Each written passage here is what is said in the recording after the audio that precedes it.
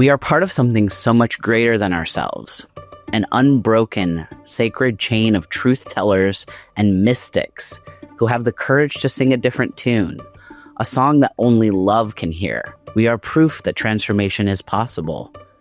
We are embodied possibility in a stagnant society that masquerades the status quo as reality.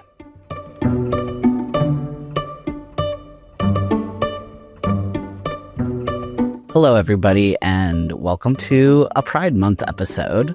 I know my last episode was about the Pope's encyclical and how I think it's really important, for LGBTQ people ultimately because of the groundwork that it sets with Catholic social teaching and how that's kind of where the church locates its care for others in, the preferential option for the poor, human dignity, all those things. But today I will be talking more explicitly about Pride Month and basically what it means to me. And I guess ultimately it can be summed up in the saying, no LGB without the T. And that's really important to me. So that's what I'll be unpacking today. But before I get started too far, I want to read a short prayer. So let's start with that. God of becoming, you are always doing a new thing. When we are tempted to believe that the world is fixed, remind us that you make paths through the sea and rivers in the desert. When we fear change, remind us that transformation is woven into creation itself.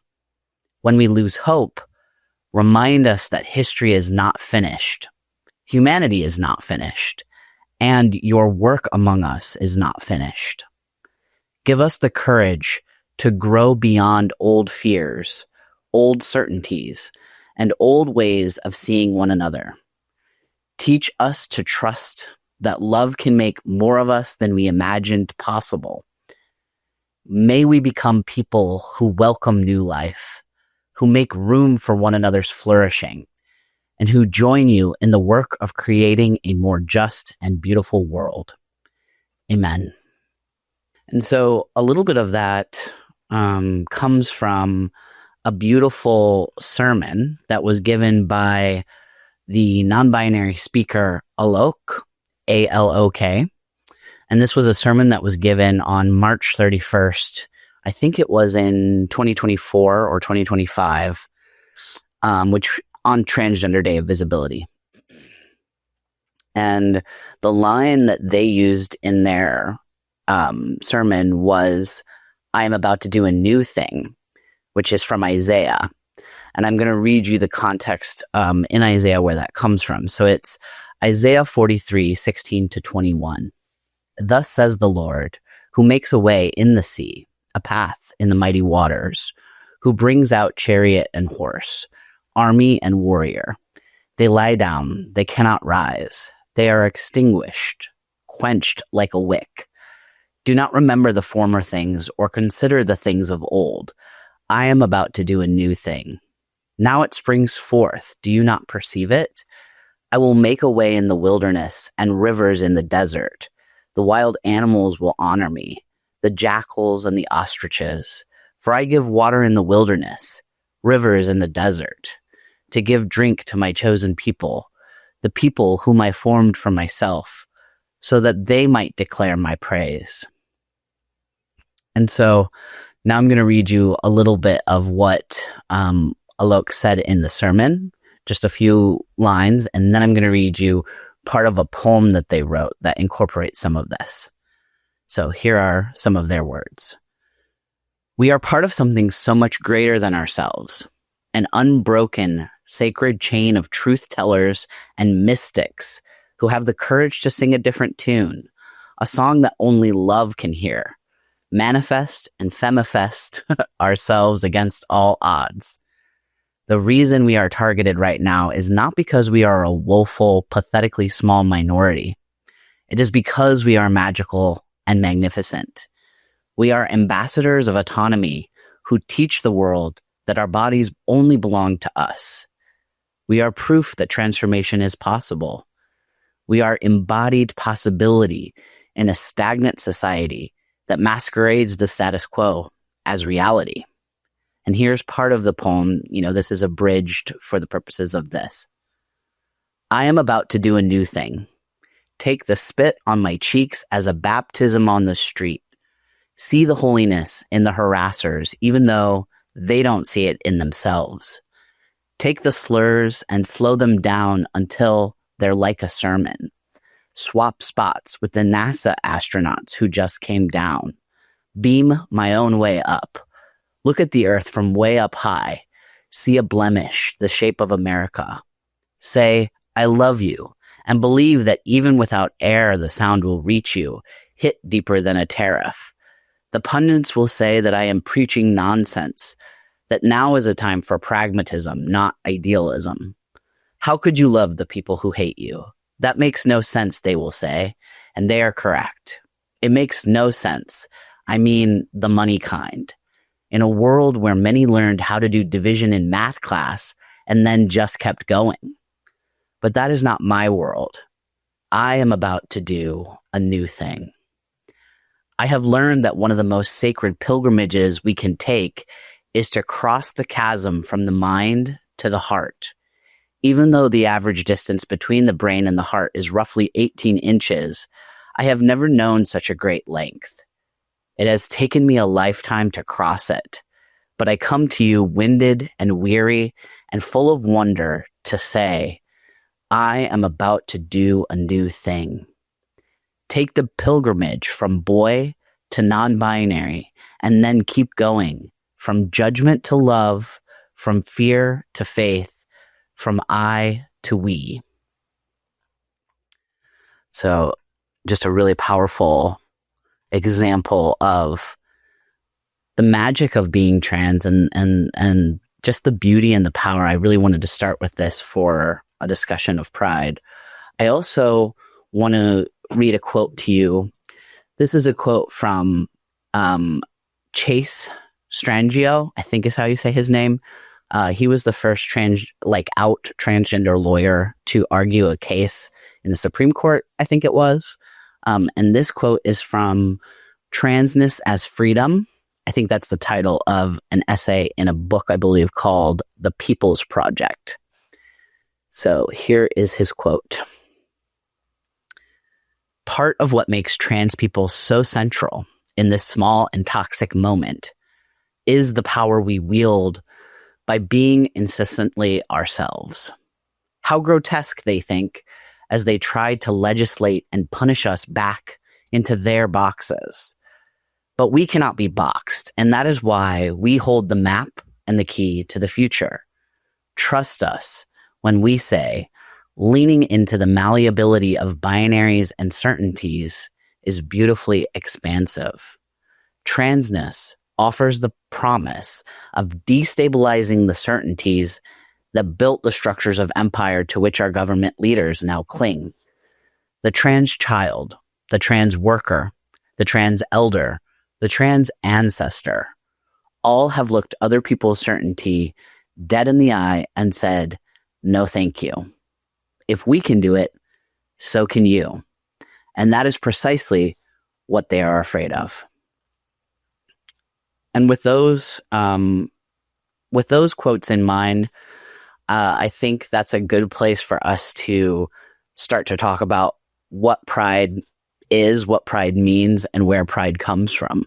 Because when it comes to the month of June and, this concept, no LGB without the T, it's really important because of where pride comes from, and because ultimately I think all of our liberation is tied up together. So, that's why we can't leave trans people to the side as we're working on what, rights mean for gay people, for example. We need to, we can't just say, okay, well, we're making a little bit of progress for gay people, or maybe even for, white, cisgender, the people who assimilate the best, the people who represent us the best. Okay, those people are making progress, so we can forget about everybody else. That's not that's not a true liberation movement. And so I kind of just want to dig into that a little bit to start with. So I have a little bit of a write-up here about the origin of Pride. So Pride is tracing its roots to the 1969 Stonewall uprising, a watershed moment in the struggle for LGBTQ liberation.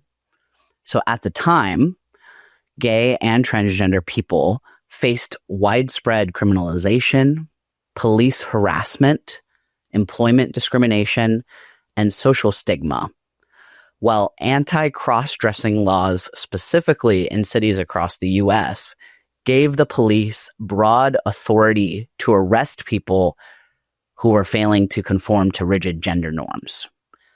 Because transgender people, drag queens, gender-nonconforming people, and homeless queer youth were often the most visible targets of these laws, they also bore some of the greatest risks. When police raided the Stonewall Inn, many of those same most marginalized communities resisted, helping ignite the gay liberation movement, which rejected the older expectation that LGBTQ people should quietly seek acceptance, and instead it embraced visibility, solidarity, and collective struggle. In the years that followed, activists deliberately chose the language of liberation and pride as a rallying cry against the shame and the closet that had long been imposed on queer and trans people. As early organizers argued, if society insisted on treating LGBTQ identities as something shameful, then pride itself became an act of resistance. Among the most enduring figures associated with that struggle are Marsha P. Johnson and Sylvia Rivera, whose advocacy for transgender people, drag queens, homeless queer youth, and others pushed the movement to remember those most often left at the margins. Pride is therefore not only a celebration of identity, but a commemoration of a liberation movement born from resistance to oppression, one in which transgender and gender nonconforming people were not peripheral participants, but central movers in the struggle and its enduring vision of freedom. So, yeah, that I think that kind of just summarizes it well, because it's like and as is so often the case, we see in Jesus's words, in the least of these, we see some of the most clear examples of moral questions playing out, or we see the law punish the people who have the least power to defend themselves, that type of thing. So, with that kind of context and that, and those beautiful quotes, honestly, as much as I try to write beautiful things about being trans, other trans people have written incredible things. And, there's plenty of great books as well. There's a great book about Marsha P. Johnson by Tourmaline, who is a Black trans woman who wrote about Marsha, which I highly, highly recommend.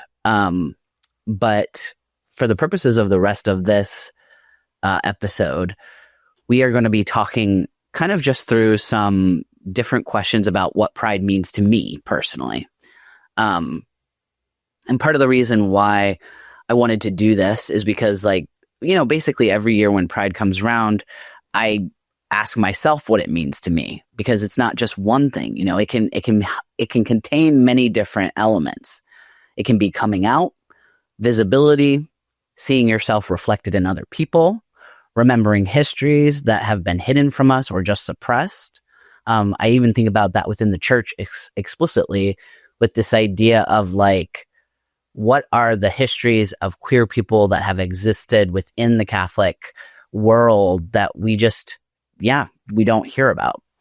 Pride is also about celebrating survival, resisting attempts to erase us by being visible and being out there, and critically, imagining a future where all kinds of people can flourish.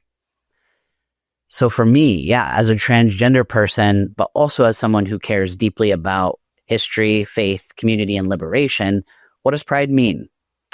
So I guess, yeah, let's just start right there. What does pride mean to me as a transgender person?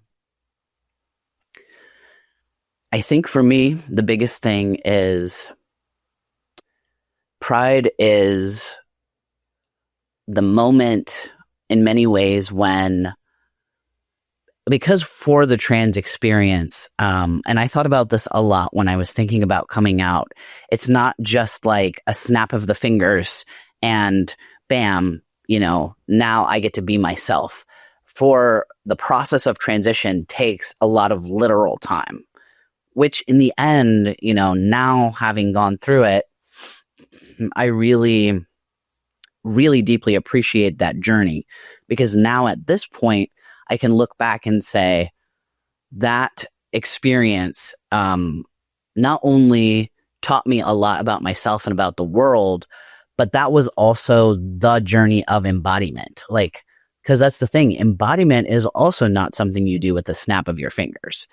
Embodiment is something that requires time, deep introspection, contemplation, and the ability to really just sit in things that are uncomfortable inside of yourself. It's a huge process. And so when I think about pride, I think about a place, and it doesn't have to be just one specific place or one specific month, but for the purposes of this argument, I think of a place where you're able to do all of that work and take that journey in safety and in honesty and authenticity, and then celebrate that journey, And so, yeah, part of that for me is like, I don't think it has to be, again, it doesn't have to be one specific thing. It doesn't have to be one specific parade or whatever the case may be. But at its heart, as a trans person, I think that's what I would say. And so I have some more questions to go through here. So how has my understanding of pride changed over time? And that probably ties in intricately to the definition I gave, because when I was younger, when I was beginning my transition, pride definitely felt exposing, right? Because I was in the process of transition. I was not at a destination. Now, we can argue and say, there is no real destination when it comes to the spiritual life, when it comes to exploring who you are. And I think that's true. But, in my mind, I was like, I am trying to go through this process of transition so that I can be recognized as myself in society. And that wasn't happening yet because it was the early stages of transitioning. And I think that, so in the beginning, the feeling of it being exposing, I think, was really strong. And that's okay. Like, it wasn't a bad thing. It was something that really taught me a lot about what it means to be somebody who is seen as different in a really, really like sharp way. I don't know if that's the right word. In a really, exposing and vulnerable way. And I think that taught me a lot about the fact that vulnerability is actually powerful. And the reason it's powerful is because when you are vulnerable with somebody, they have the opportunity to be vulnerable with you. And they're not always going to be. There's plenty of people who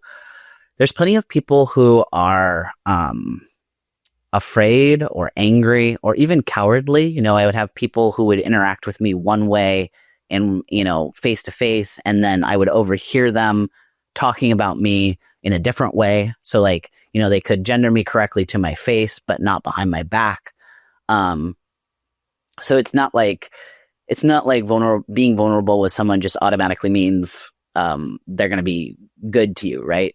But it did show me, like I said, the power of when I would open up to someone who needed that person to open up to them. You know what I mean?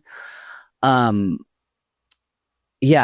like, And there's so much there too, because I think that's the part that is universal in a lot of ways, because the experience of transition in itself is very specific to a small group of people. And even people who have more gender diverse experiences may not go through any type of external transition in that way. They, of course, still, they still can exhibit the vulnerability. They still can benefit from those types of interactions and conversations. I'm kind of getting in the weeds here, but basically, the vulnerability piece is something that all people have the capability of experiencing. And so being able to express yourself through vulnerability and authentically, I think, creates like a ripple effect. I was going to say, like, it creates it creates an amount of connections and bridges that you can't predict. So I think the best way to say that is like a ripple effect, where it's like, you don't know how many, when you skip a stone, you don't know exactly how many ripples they're going to be, and you don't know how far those ripples are even necessarily going to go. That's kind of the visual that I have in mind. So yeah, I think when I was first beginning my transition, it was really just Pride was navigating and negotiating my own feelings and experiences of vulnerability. And a lot of that too was learning to trust people again. So finding that supportive community that was celebrating Pride, and, can I trust these people? Like, what does it mean? How can I learn a new way of understanding community after having grown up in a community that was very much like, here are the rules, and if you depart from the rules, you're kicked out, even though part of the rules say we're supposed to love everybody. I'm still mad about the contradictions in that. Like, we are going to love everybody. We think it would be so cool to like be friends with to make friends with people who are like different. And then as soon as I'm different, they're like, we don't like you. Yeah. It's just that same old thing. So then fast forwarding, I guess, my understanding of Pride in the present, maybe, I would say that now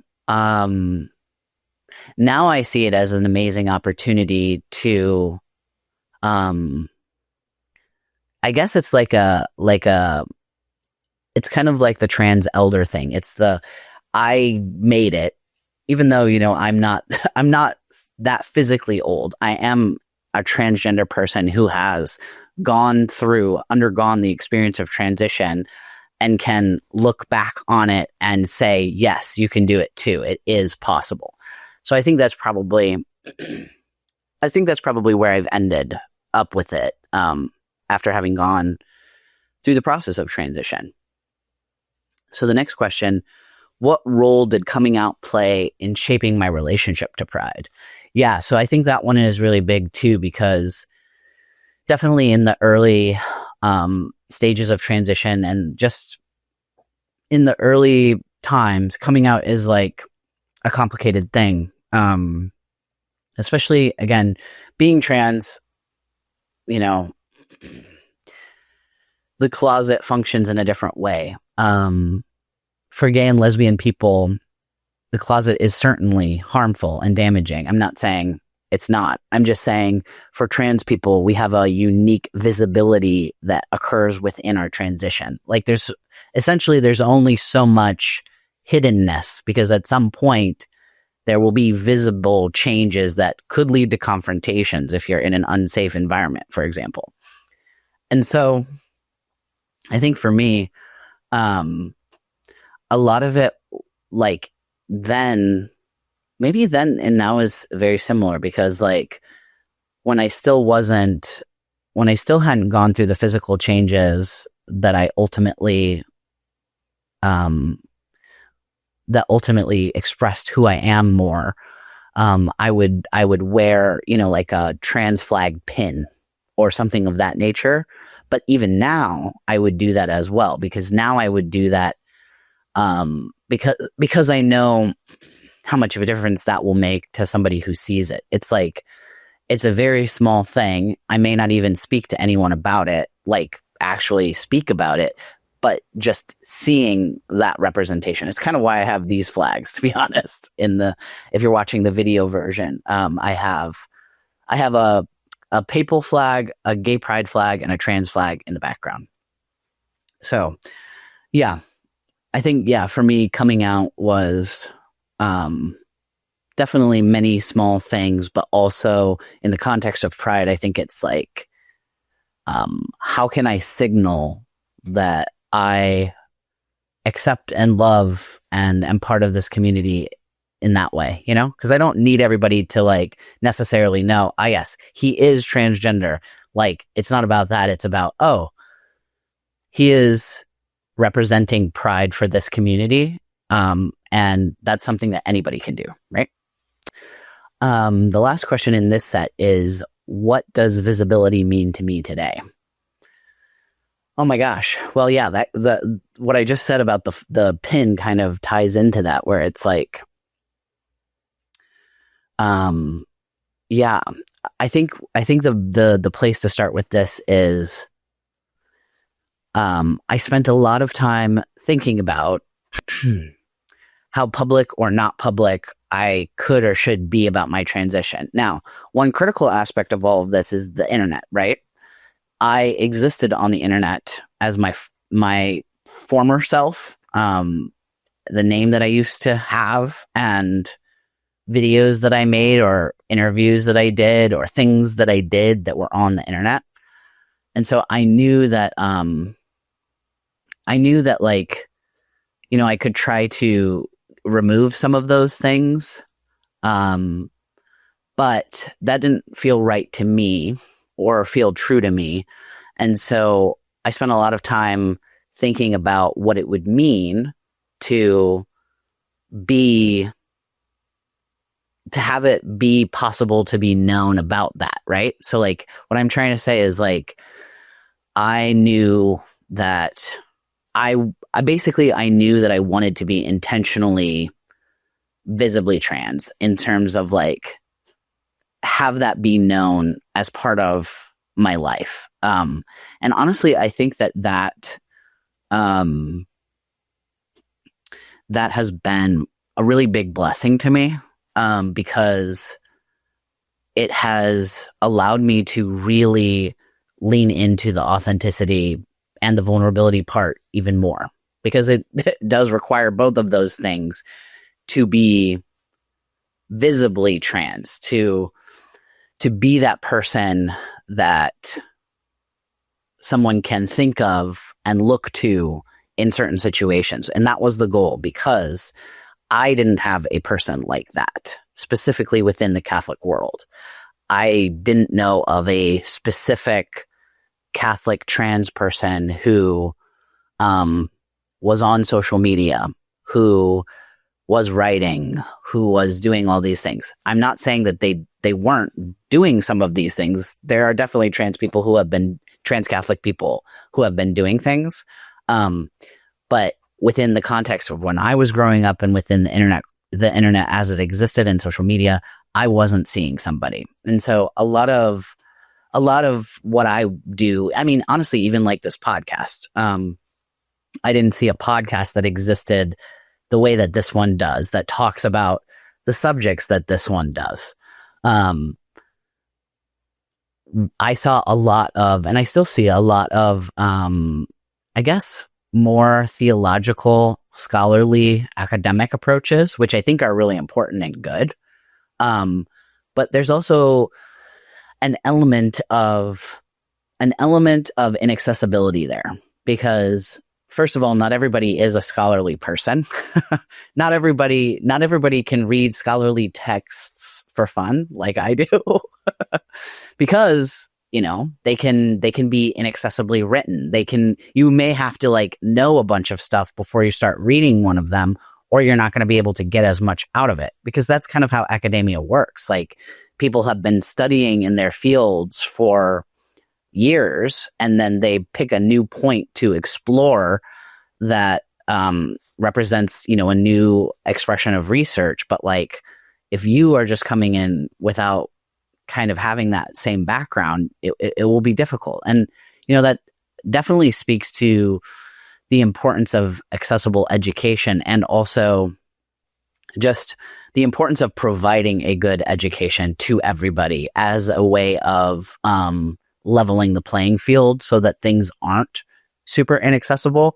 But I'm definitely getting off on a rant here, because basically what I'm just trying to say is, like, I wanted to create this podcast, for example, and some of my other advocacy work, because it's like, I want there to be as many connection points as possible to the information, not only that has helped me, but that could help others to understand themselves more, to understand others more, to grapple with, right? To wrestle with some information, because that's ultimately it at the end of the day too, is like, this isn't really about like telling anyone what to believe. There's definitely respect necessary. Like, this is a conversation about LGBTQ people and trans people in particular. Like, there has to be respect. Primarily, I see just so many conversations about trans people that are about them, even when they're directed at a trans person. And it's a way of cutting the trans person out of the conversation, delegitimizing them, not giving them the authority and respect they deserve of their own experience. Talking about trans people, even trans adults, as if they're children, that we can just, we can make decisions about or for this group of people. That's really unacceptable as a way of treating a group of people, no matter who that group of people is. Yeah, I definitely got way off on this explanation, but I think that, that's just me trying to answer what the visibility piece means and why it's important to me. And yeah, I hammer home the respect point too, because, we can talk about different aspects of trans identity. We can talk about different aspects of what liberation means, what gay liberation means, what trans liberation means, what different theologies are. We can talk about all of those things, but we have to have as a cornerstone of all of it respect. So obviously, part of that is just the basic not being a bully and saying cruel things towards trans people. But part of that means that we listen to what trans people actually have to say. And I mean, that's the thing that is grounded in what Pope Francis demonstrated through his pastoral approach. And also, it's being demonstrated in the words of Pope Leo as expressed most, I'm going to say concisely, but I don't mean concisely in that it's short. I mean concisely in that he put it all in one place, which is Magnificat Humanitas, where he lays out the social doctrine of the church. And that is the basis of all the other things, is these basic ideas of human dignity, et cetera, et cetera. Yeah. So that's my answer to that. And then that leads into the next set of questions, which are about representation. The first one is, how important is representation? But I kind of feel like I already answered that in my last rant. Basically, I think it's just critical. Like, it's not just having someone to look to as a role model, because that is a huge part, but it's also I'm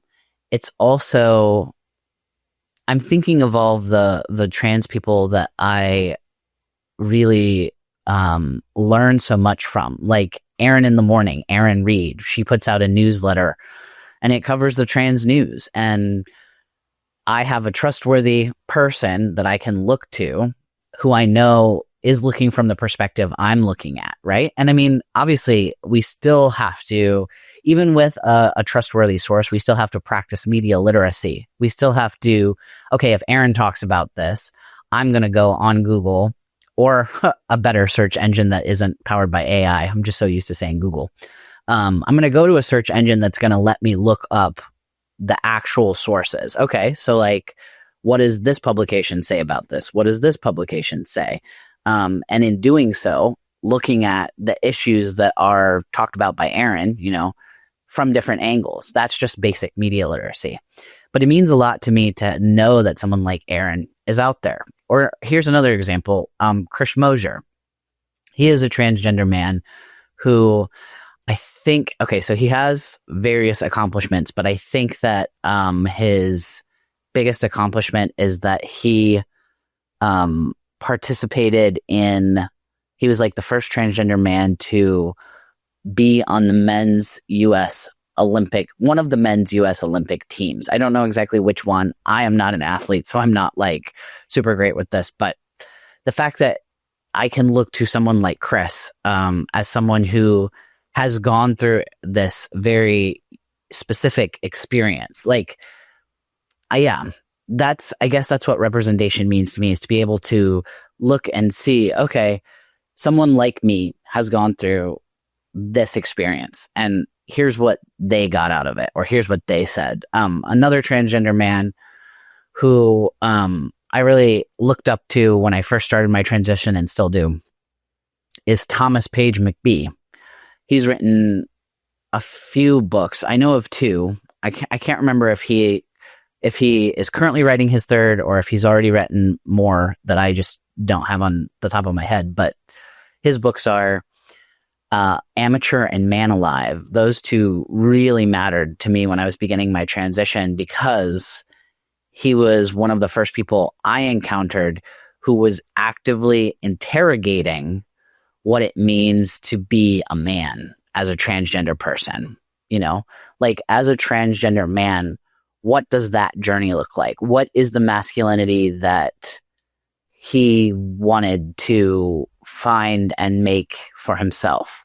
I think in one of the books, there's a really impactful story of he was walking down the street and a man approached him, and like, it was a confrontational approach that would only happen between men. And that experience was so eye-opening and transformative for Thomas, because I think that the point of it, the point of him talking about that story was just really to talk through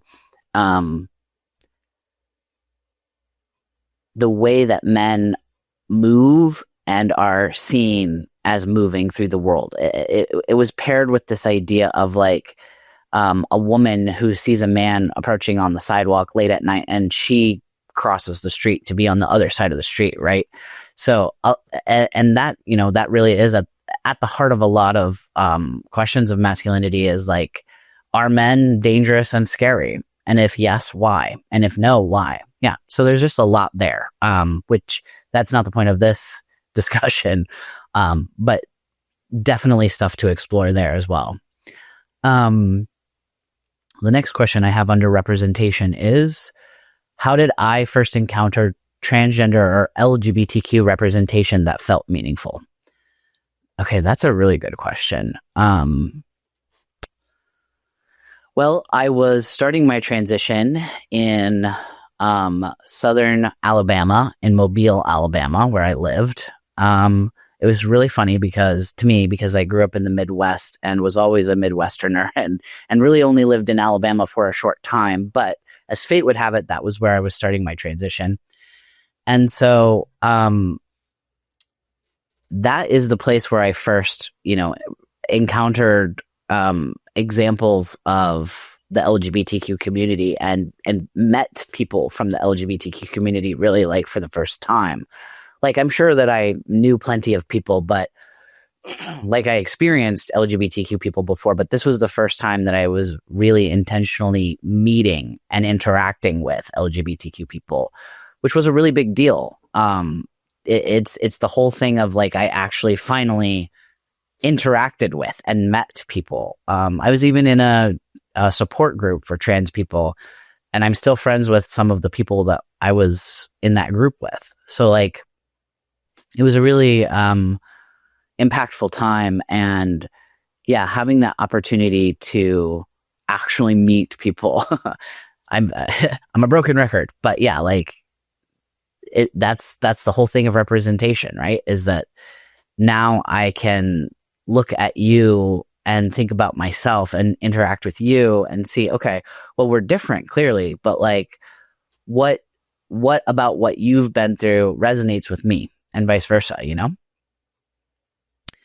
The next question: how does seeing myself reflected in others impact my sense of belonging? Okay, that made me immediately think of my first experience at the Outreach Conference, which was in 2023 that I first went. It was held in New York City at Fordham University, which, first of all, I really love New York City. I love the everything is going on, and there's no peace and quiet anywhere. There's just something to look at or see or think about every which direction.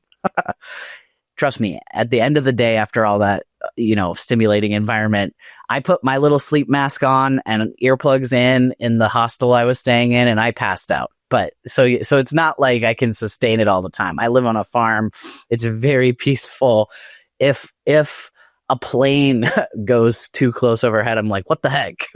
Like, it's a very quiet existence that I live in now. But at the time,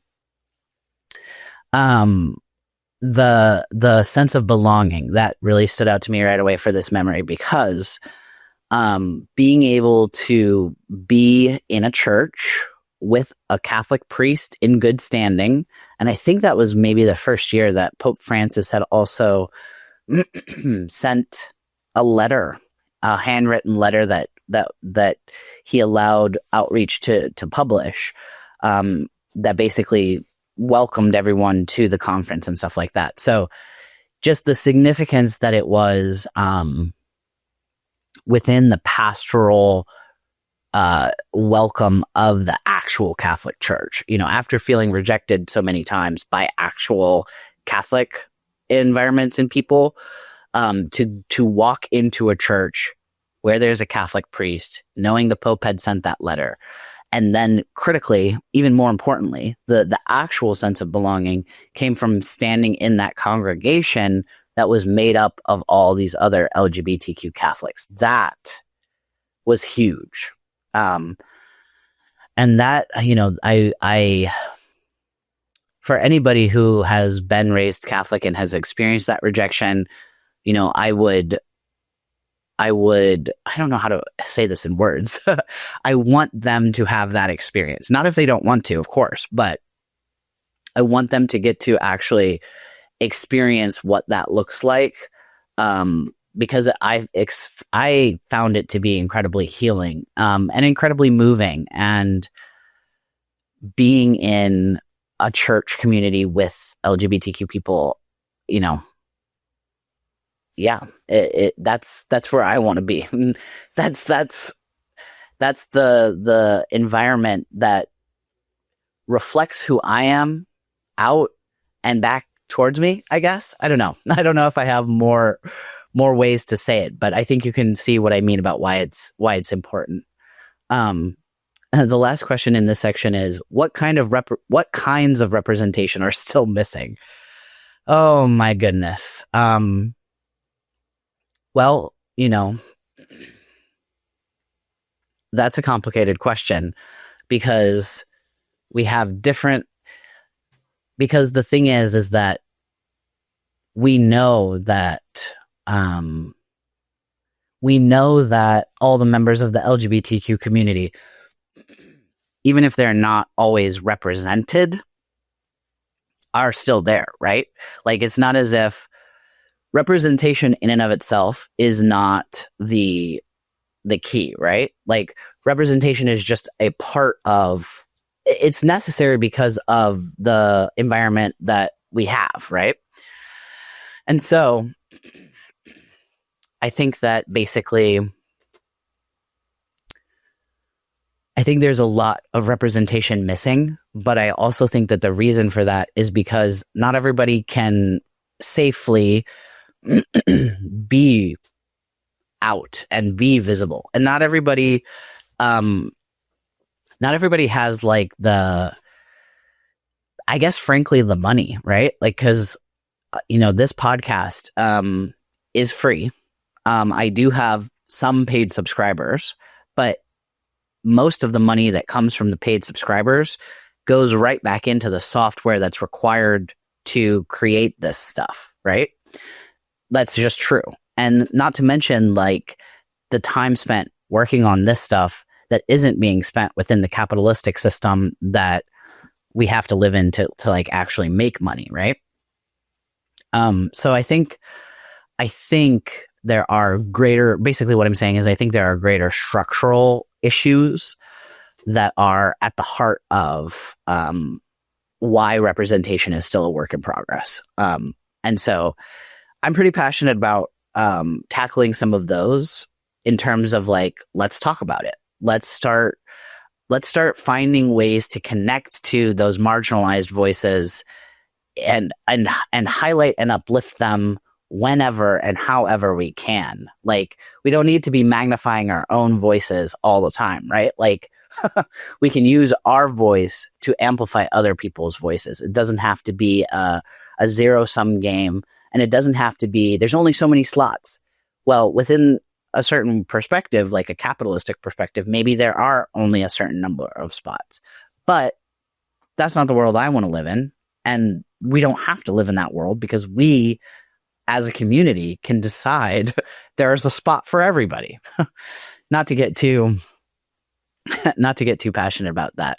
I have like so many questions left and not that much time left for this episode.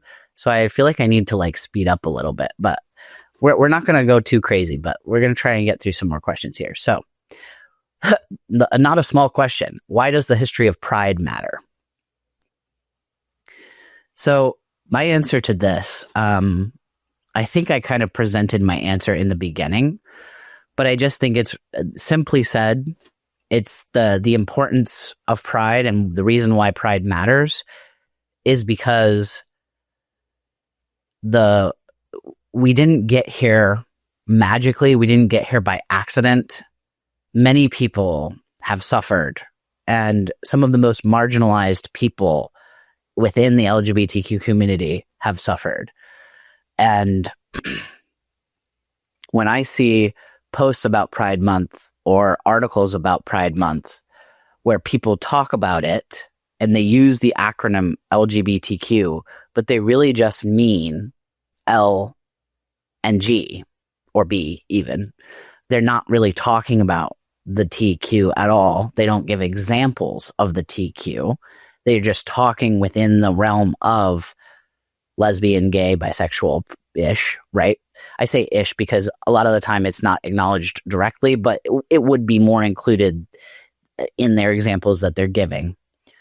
That it feels like an act of violence in a lot of ways, because it's erasing the realities and the experiences of trans people, kind of like how the Trump administration was removing the word transgender from the Stonewall monument. I can't remember where they landed with that. And then they tried to remove the word bisexual. I can't remember if that they ever put any of them back. I know there were huge protests about it. People were writing it in chalk because they're like, "You're going to erase us. We're going to write it back on there." So yeah, it's just really important that the acknowledgement and the inclusion. So like when we say LGBTQ, if you don't actually mean all of those people, like, don't use the acronym really, but what I really want you to do is to mean all those people. And I want you to provide examples from each group, not just the gay and the lesbian group. So yeah.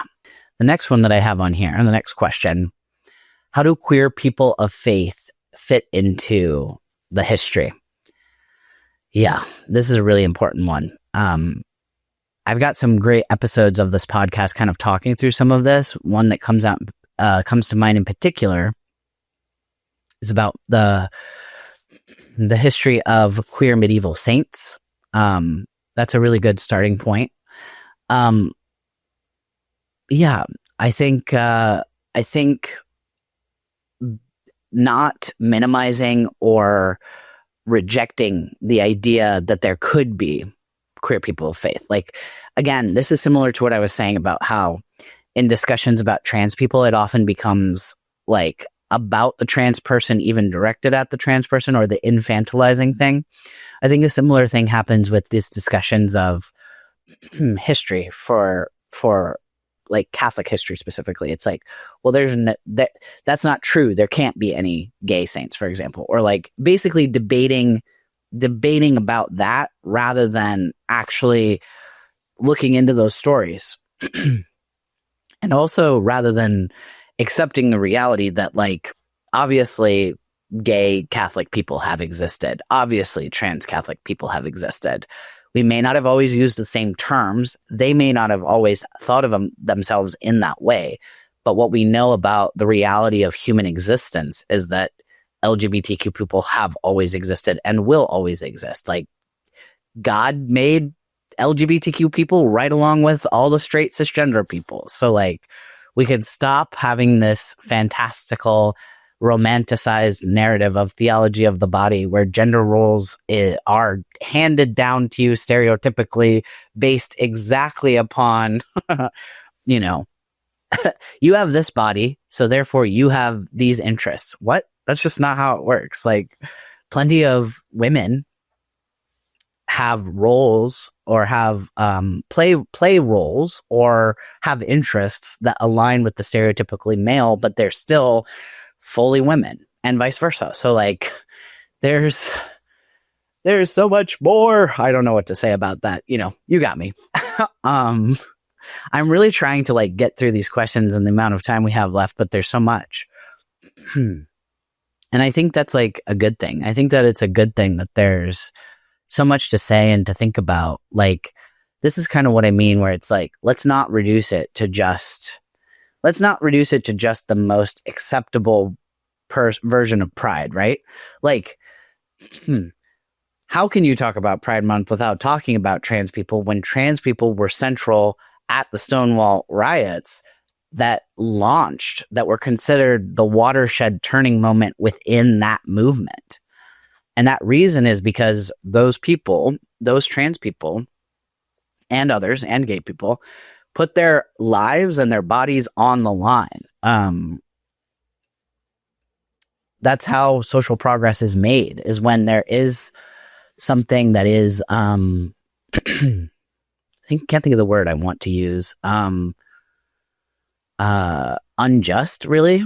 You know, when there is an unjust structure, it requires people who are putting themselves on the line to change that. And so recognizing them and including them at the very least, including them and examples of them is critical, you know, because otherwise what ultimately is that work doing? You know, if you are wanting to celebrate Pride and wanting to celebrate gay people, but you're leaving out the full story, you're doing a disservice to the people that you're claiming to celebrate, you know, because these stories deserve to be told and these people deserve to be included. Yeah. Let's see.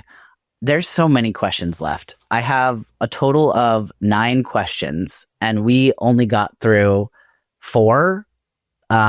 These were like headings, and then I had multiples underneath each one. So let me just tell you. So the ones that we're missing are: what struggles from the past are resurfacing today? A great example there is the anti-cross-dressing laws and how those are resurfacing. There was one in Ohio in 1848, and they just passed one, I think it was this year, in Ohio again. We still don't know the full ramifications of the one that they passed now. But like, yeah, it's that saying that I've heard from Heather Cox Richardson, which is history doesn't repeat, but it rhymes. And then, of course, we have the same debates or the same arguments that get recycled or reused towards different marginalized groups depending on the climate. And that's the whole thing of how a lot of the political campaign that Trump, used centered on trans people, effectively marginalizing trans people, making trans people seem like a really big deal instead of people being able to focus on the mutual material needs that we all have in common. It was just this huge panic and outrage about the existence of trans people, right? So that's kind of why some of those things matter and why I had that question in there. Because there are a lot of parallels between the past and the present.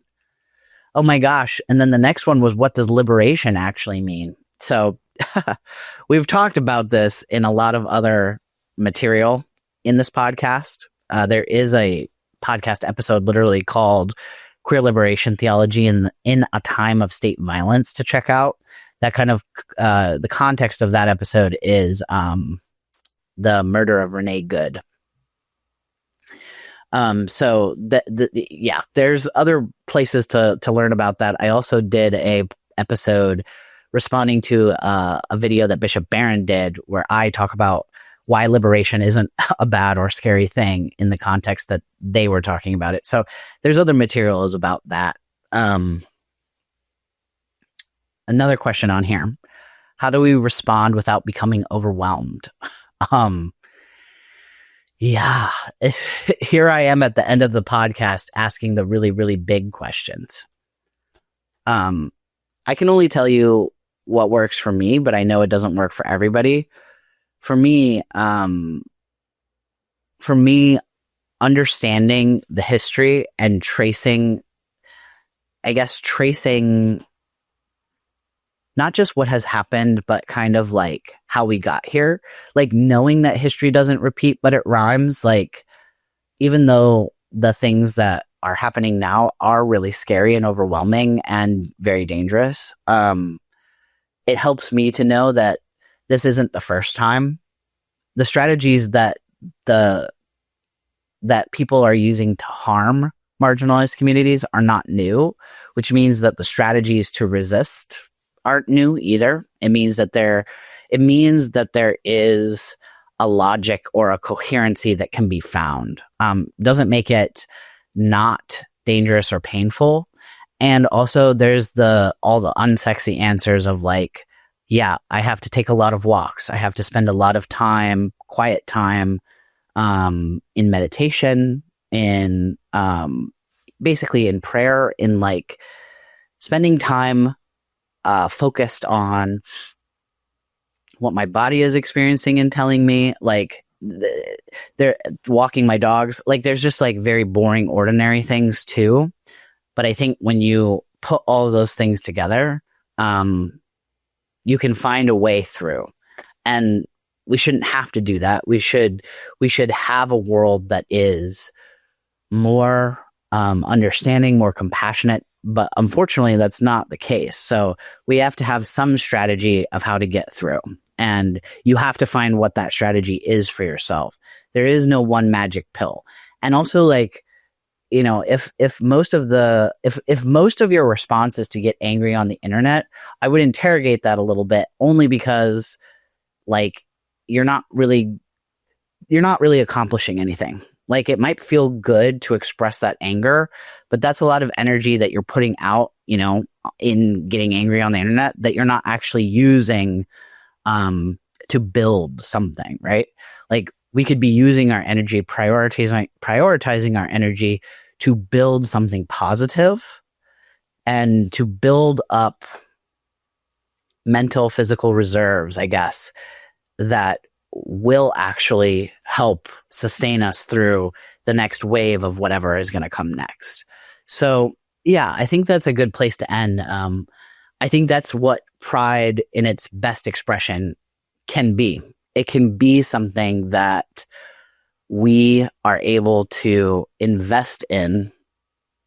And in that investing, we are able to share resources and build coalitions and work together to ultimately make the world a better place and a more inclusive place for everybody, so that everybody, the whole of the human family, is able to be represented and loved and have a place within our communities.